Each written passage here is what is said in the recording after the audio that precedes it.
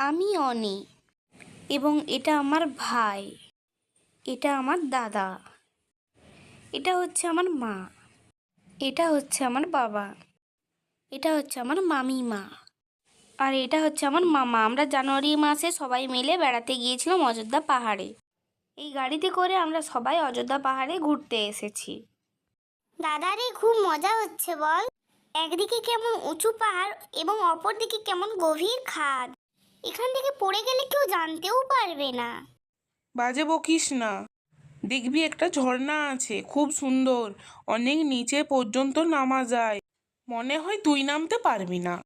খুব পারবো, তোরই তো বউ নামি, তোর সাথে সাথেই নেমে যাব। মামা বলছিল এখানে আপার ড্যাম লোয়ার ড্যাম আছে, যেখানে জল স্টক থাকে। আর এখানে অনেক ময়ূরও আছে, ভাগ্যে থাকলে দেখা হবে। আমি কিন্তু ময়ূর দেখব, যতক্ষণ না পর্যন্ত দেখতে পাবো আসবো না।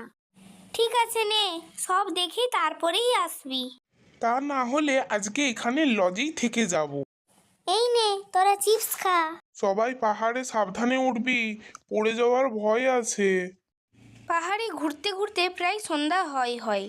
দূরে ময়ূরের ডাক শুনতে পাওয়া যাচ্ছে। যতই সবাই দেখার জন্য এগিয়ে যাচ্ছে, ময়ূরের ডাক ততই দূরে শোনা যায়। সবাই ব্যাকুল আগ্রহে এগিয়ে যেতে যেতে প্রায় পাহাড়ের ধারেই চলে আসে, কিন্তু ময়ূর দেখা যায় না। হঠাৎ অনি ময়ূর দেখার নেশায় খেয়াল করেনি পাহাড় পেরিয়ে খাদের কাছে চলে যেতে থাকে। হঠাৎ বাবা তাকে পিছন থেকে ডাক দেয়।